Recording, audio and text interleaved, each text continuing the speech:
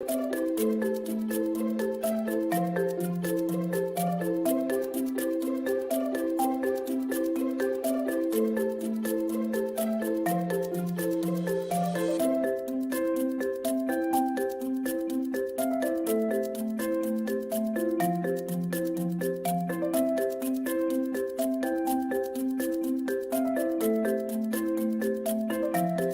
to the Notes to My Legal Self, AI Insights, where law and AI collide.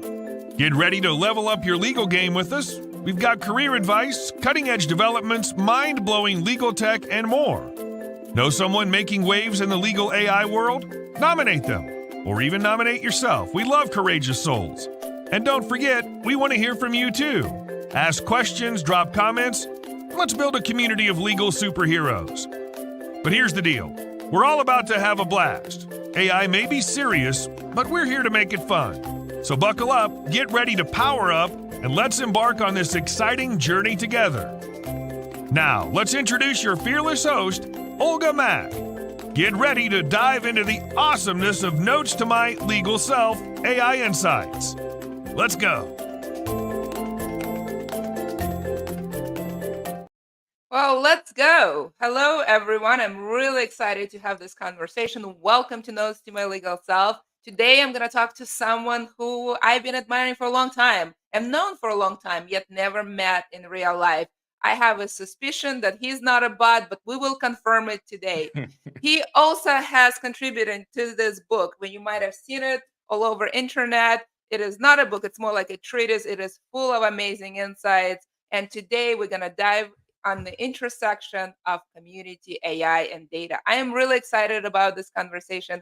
And without further ado, Robert, yay! Hello, my friend. Welcome to Notes to My Legal Self. Please introduce yourself.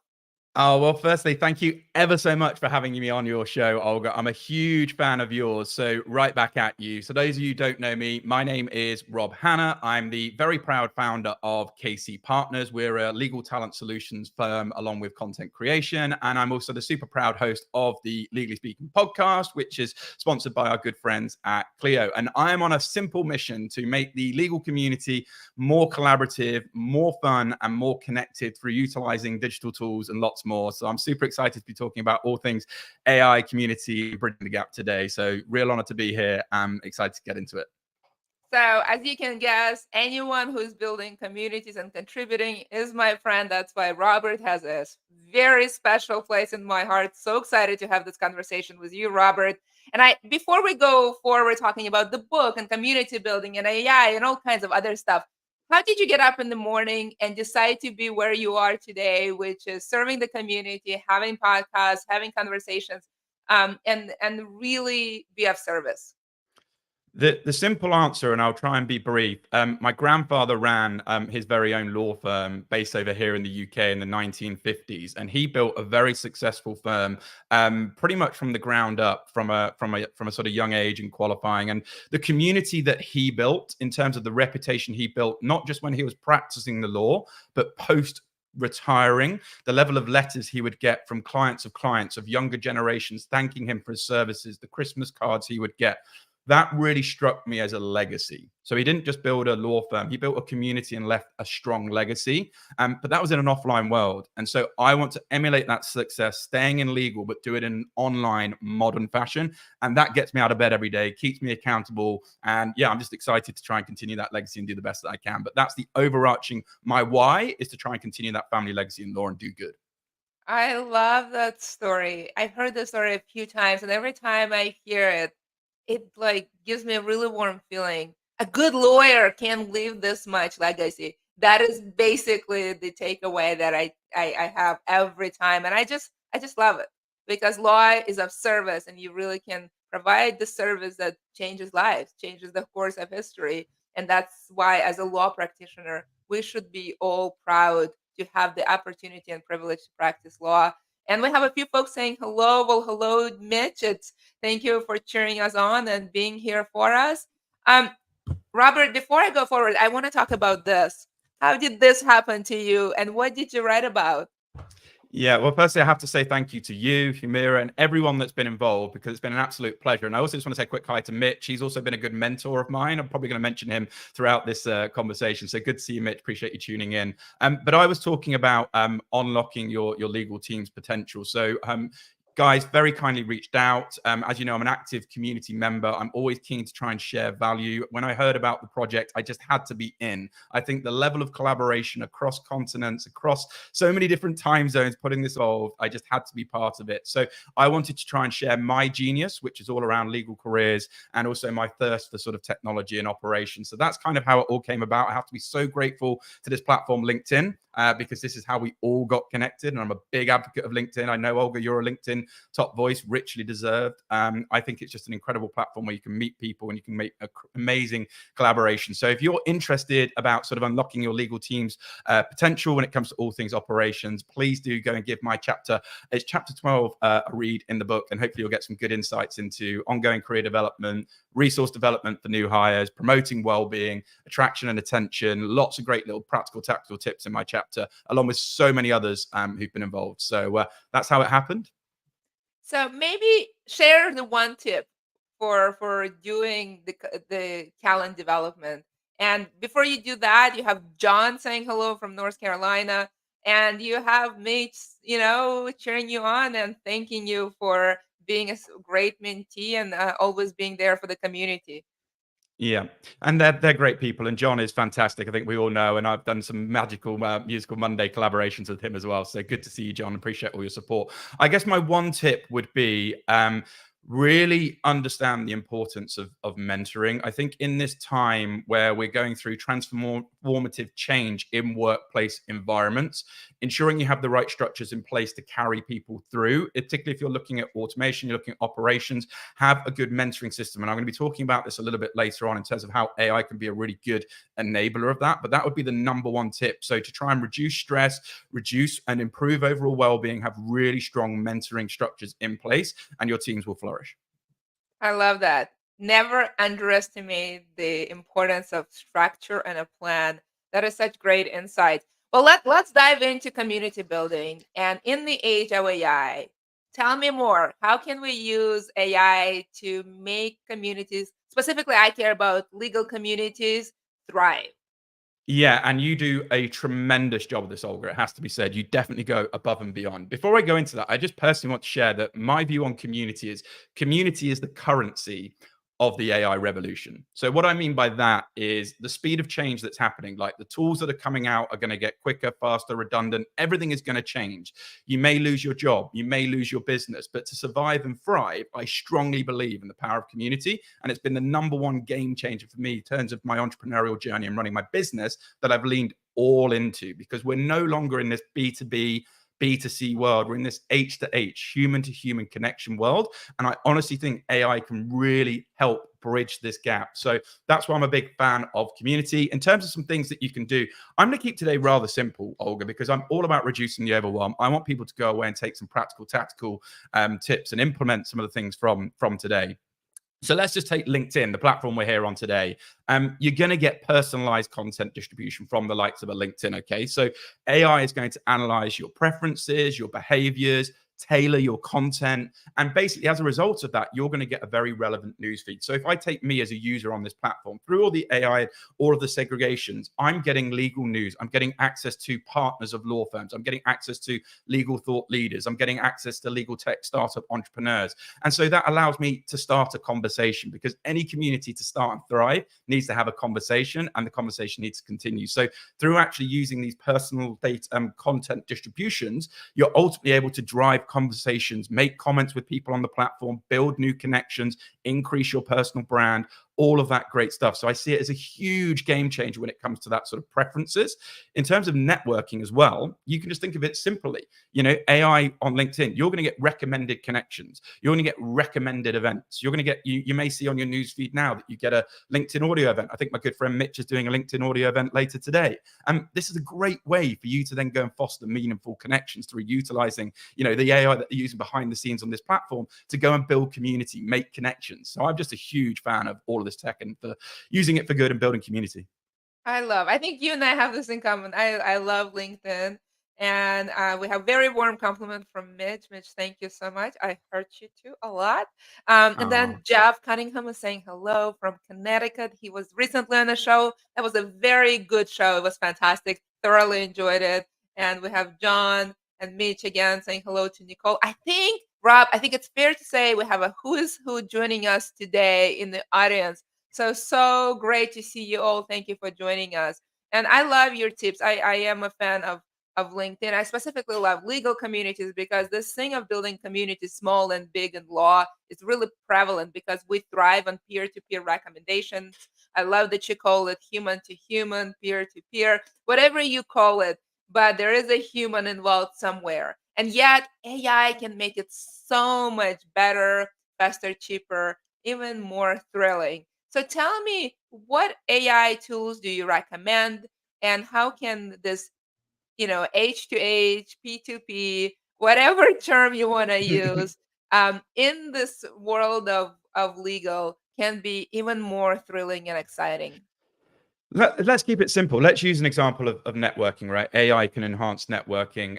We're on the largest professional networking site on the planet. And I always say, by the way, NSN, never stop networking. It's the number one thing we all should be doing, particularly on our professional journeys, our business journeys. But let's just take GPT-4, for example, for increasing that personalized communication. So when we're thinking about, or I'm thinking of doing an outreach, so I'm a legal headhunter, I want to use that platform to be, as and a mentor said to me once, specific is terrific. So you can utilize AI to do deep level research on individuals to improve your levels of invitations, your levels of connections, your mutual connections. So it can be a real enabler in terms of actually putting in information in terms of prompts that can give you access to key information about potential people or potential events or things that you're trying to promote. So I think GPT-4 in terms of getting that personalized communication, because nobody likes cold outreach, nobody likes just having another spam message in your inbox. So I think utilizing that from a networking perspective is awesome. Obviously, you can then follow up with AI automated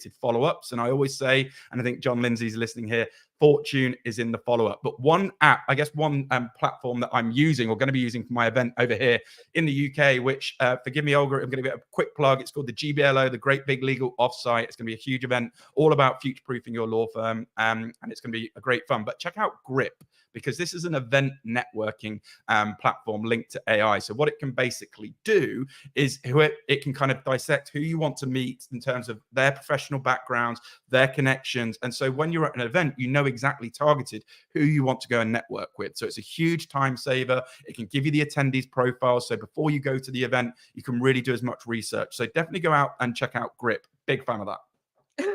I don't mind plugs. I know, by the way, I'm not sponsored. I'm not sponsored by any of these, by the way. Just to caveat that. So I'm not sponsored. I don't mind plugs. My only question is, how come I wasn't invited? That's all. That's my only question. You were, John. We're going to try and fly you over. So okay, watch well, this try space. harder because it wasn't communicated to me yet. How about that? I only have one question. How come I'm not there? All right. We're going to make it happen. Okay. That's a promise that I have on video. So it's enforceable, man.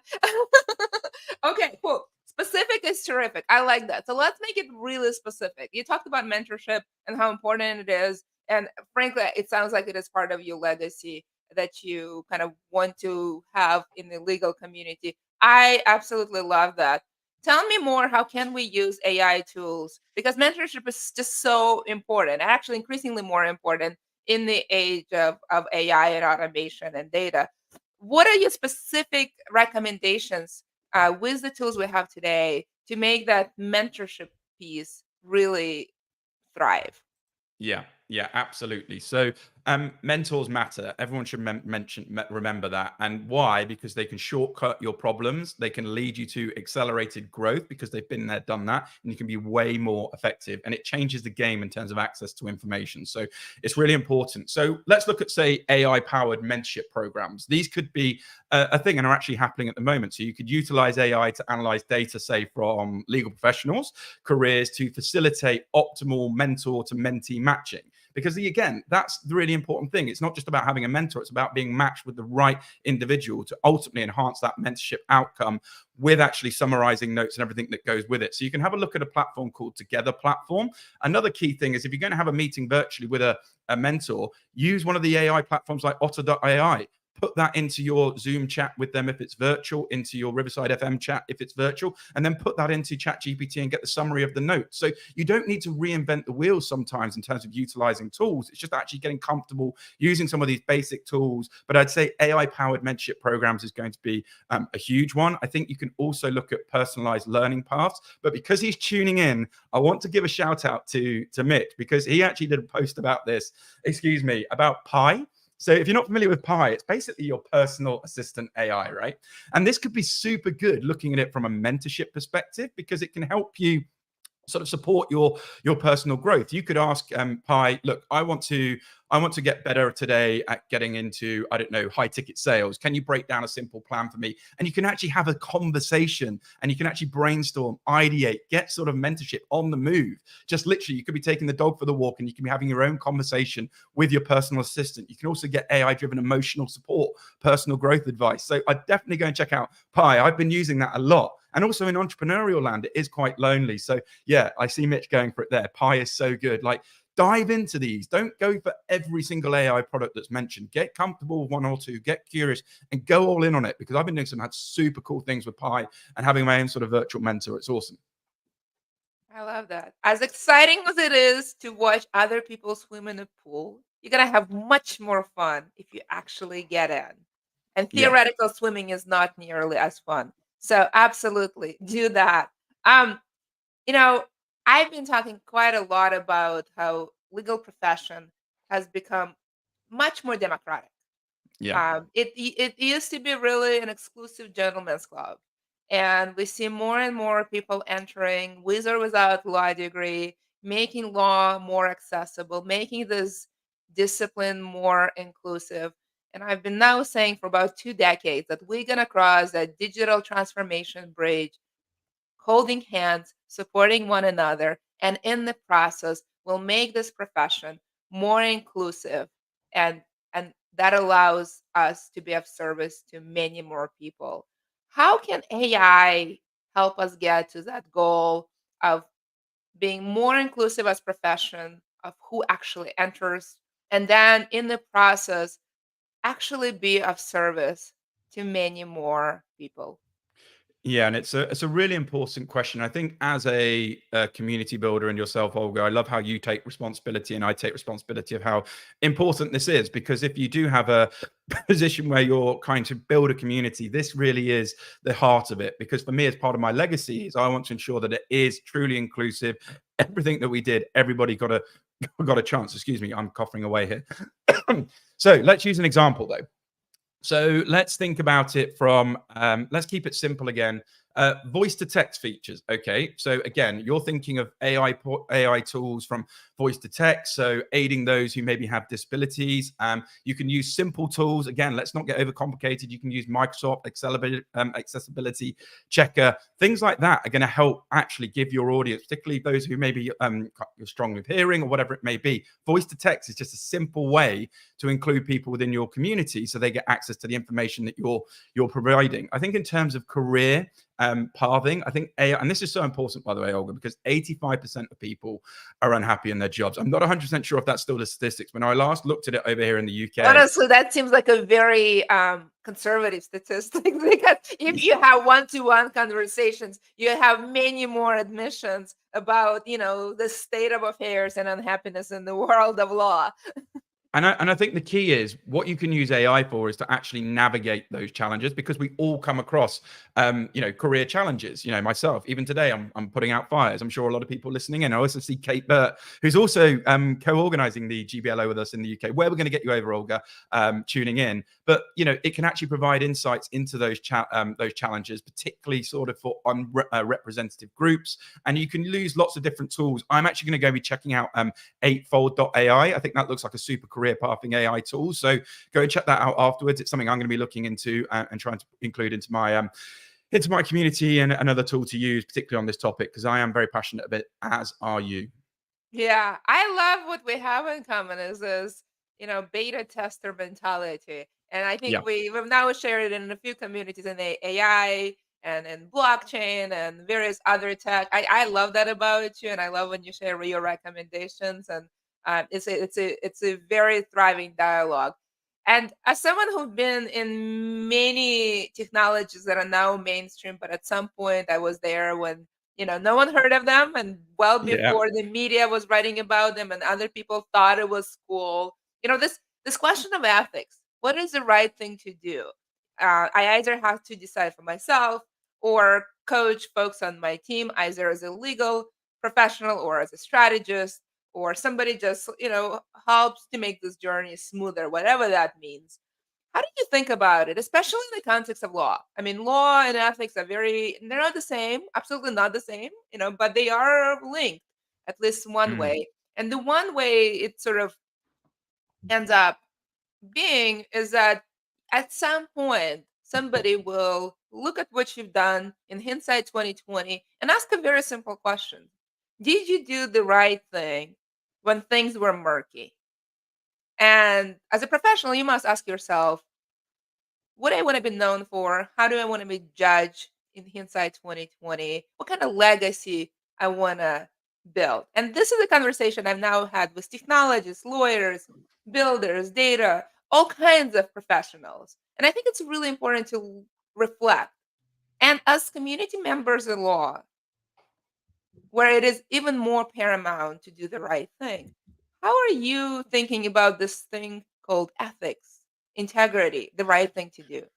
Yeah, and it's so important. And you asked me sort of what gets me out of bed every day. Of course, that legacy piece. I'm attested to that. So this matters exponentially more to me because what I leave behind, particularly everything that I do now, is in a digital online world. My daughter, is going to be able to search, trace things that I did. So not only just my community, but also family. So this is absolutely important in terms of the way that we act and condone.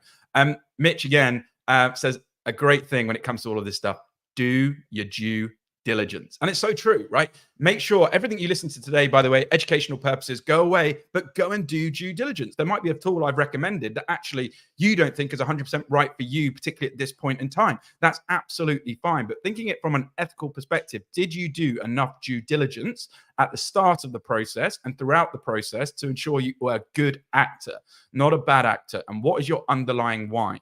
And I think that's really important, where I mentioned to you my underlying why, my mission, and what I'm trying to do in terms of transforming this legal community. And that's what holds me accountable. But in terms of actually, let's get something practical and tactical.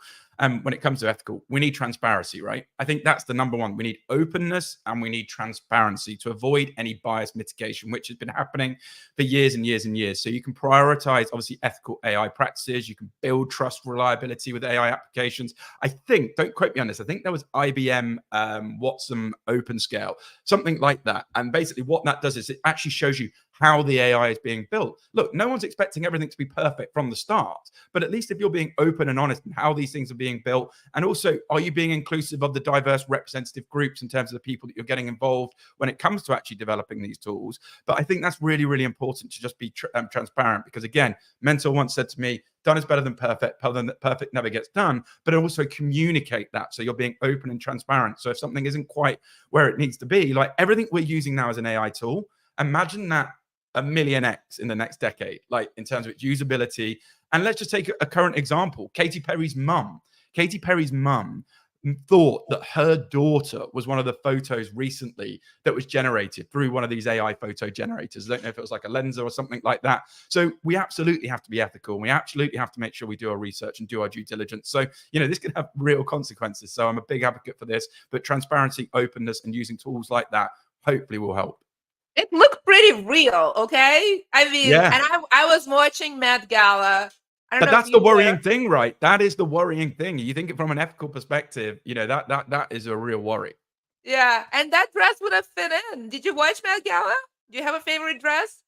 I do not. What's your favorite Oh my dress? God. You weren't looking Zendaya? I mean, come on. I She need to just get had out the more. best movie of all times.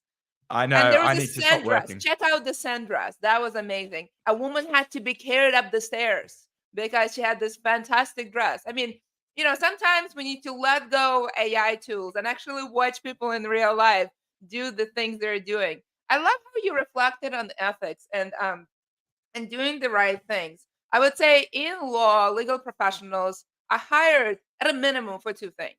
And I don't care if you have a law degree, or you're a member of the bar, solicitor, or anything else, anyone in law, independent of credentials, is hired for two things. One, common sense.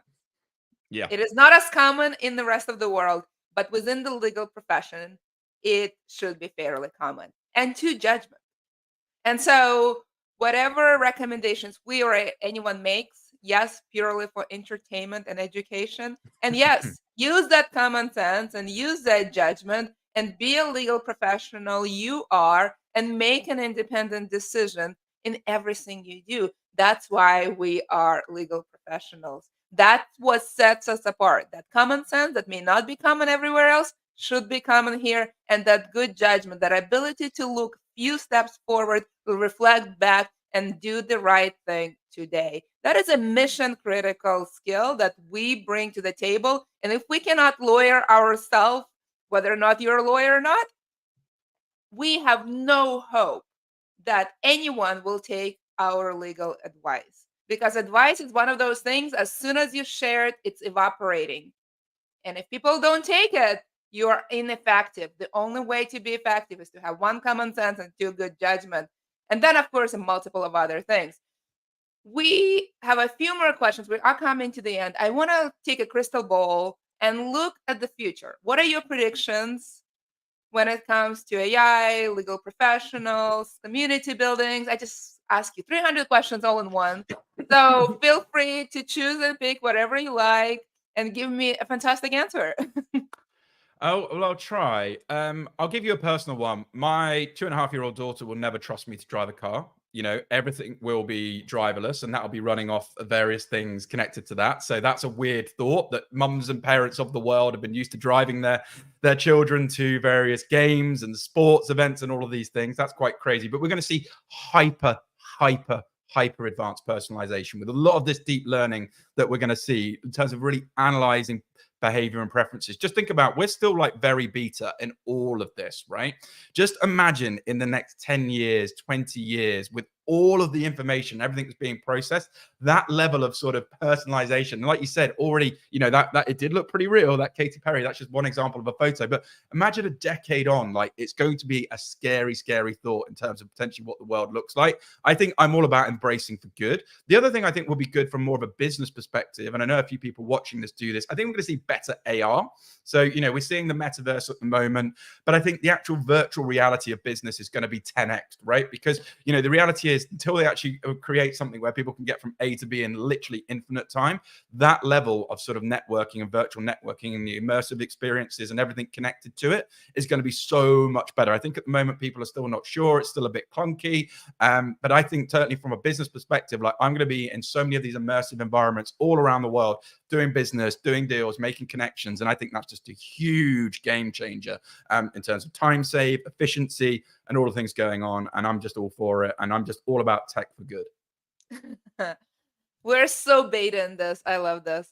Yeah, we are so beta. I love it. This is my takeaway from this conversation. I love being beta. Beta is pretty cool. It's a great place to be. I built a career on being beta.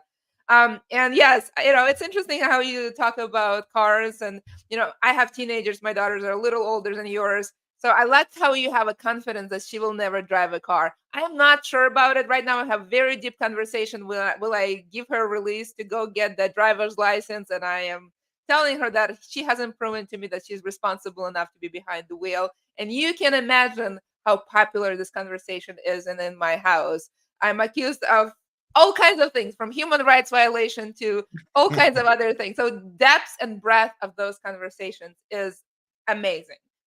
So I really look forward to the day where, you know, she won't have to drive, because then this way I won't have to make these decisions. But let's talk about things that you know quite a lot about. You know a lot about recruitment, you know a lot about sort of talent. And in that age of AI, how this business is transforming, how we're going to be making these decisions. There's all kinds of concerns. You know, for example, there's a law in New York that requires the systems that automate those decisions to be much more transparent, and requires an actual audit, which I Yeah. think will be a trend. And then there's all kinds of talk about how various recruitment specialists may or may not be needed and how their role will be transforming and changing. In law, as someone who deals with talent, as somebody who is squarely in the recruitment business across the board, what do you think? So, Olga, I'm going to tell you a little secret, and I don't think people have been paying attention. I said legal talent solutions and content creation world because our job as the legal recruiter is at risk, and I think it's naive not to think that. It's going to adapt, it's going to evolve. So, what did I say at the overarching start of this conversation that's going to win? Things are going to change, but community is going to last the test of time. And that's why I've been all in on this because, let's look at some of the basic things. You've got intelligent candidate screening now. AI can, and there are certain biases, and that needs to get improved. But, AI is doing a lot of that first level vetting. So that means, if you're a junior level recruiter and you're doing a first level sift of CVs that come in, there's no job for you there anymore. That's done. That's like part of the parcel. There's no value you can add there. I think if you're looking at automated behavioral matching as well, you're going to get AI algorithms that can assess candidates' soft skills with their cultural fit, with ultimately their demographic background as well. That's going to 10x that sort of, where people struggle in terms of, yeah, they're good, but we're not sure there's going to be quite the right fit for us. So, you're thinking as you as a consultant, like, where am I adding value here? Where am I going to be adding value? What am I going to be doing? So the other thing that I'm excited about, because recruiters ordinarily have been bad at marketing, right? And marketing is so important. I think AI driven recruitment marketing done well, particularly learning on all of these data sets, everything we said, that people are actually going to get pitched the right type of jobs. Like the amount of recruiters that will reach out to a corporate partner or a corporate associate with a litigation job, right? Just a horrible introduction, never going to build any trust, never going to build any experience. Like your ability to do really hyper engaged marketing and draw out those passive candidates, because the best candidates typically aren't actively looking. They're dormant, they're being looked after, they're busy being successful. So it's your job as the headhunter, if you want to get value to bring to your clients, that you need to entice those people away. So through really good quality marketing, where mostly it's been ignored for years and years and years, like you'll never get a high quality candidate typically applied to a job ad because they're busy being successful. I think that's going to change if you get these marketing strategies right, and you're going to be a lot better at ultimately activating people. So I am excited for AI. I'm using a lot of AI in my tools. I'm testing.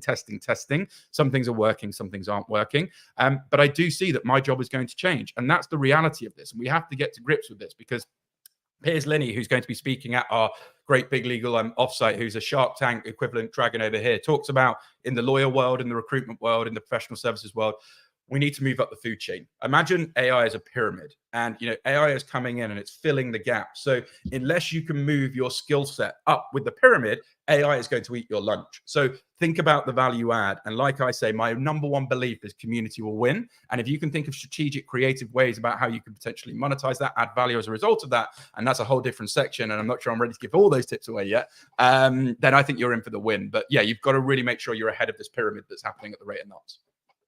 Oh, you are so wonderfully beta. I just love it, Rob. This is amazing. I love it. I want to talk a little bit about the mood in the community.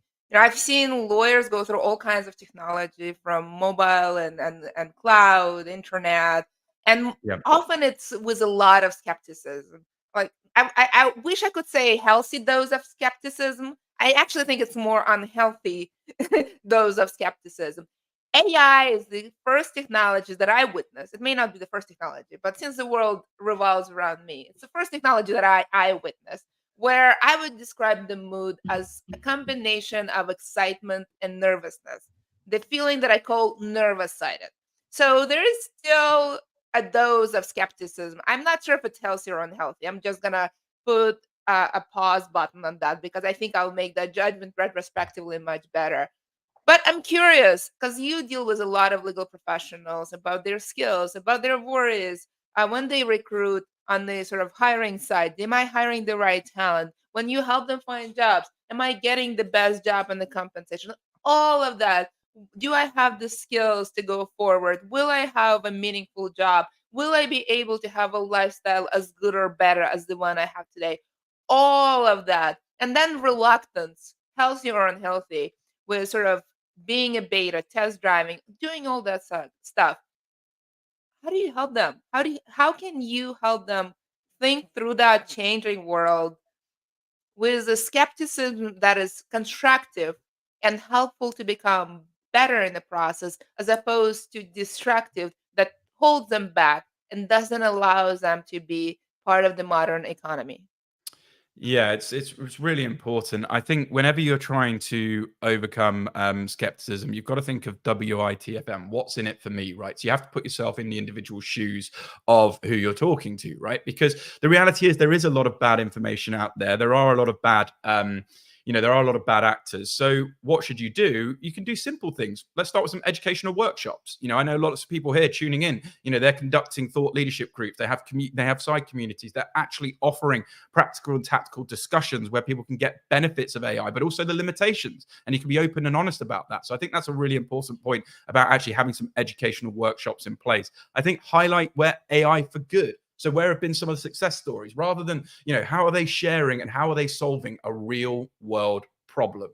And I'm sure we've been blown away by so many tools in terms of, wow, that is really solving a real world problem. Because if someone's being skeptical, then basically, back it up with facts, back it up with something that's actually working and got a track record of working. And you're more likely to convince people, because if it's just hearsay, it's just word of mouth, there's no substance to what you're saying, then the likelihood is you're going to continue to have that level of skepticism. But also, you can't always convince everybody. And sometimes, I want to be around people that have a growth mindset. So when it comes to a community, you want to make sure that you're diverse, you're inclusive, you're encouraging people.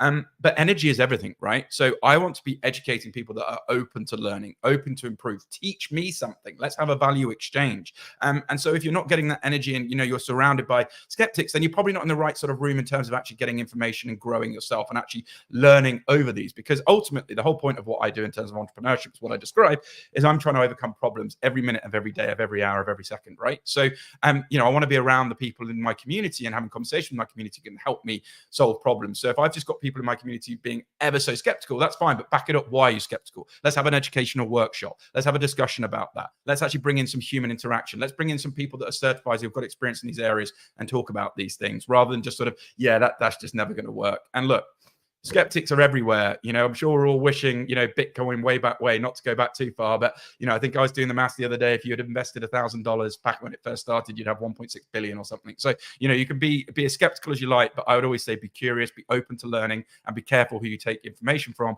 And be careful if you're just around people who haven't got a growth mindset, go in a room where you're around people with a growth mindset. Great stuff. So many gems. I am not even going to attempt to summarize it. This was fantastic, Rob.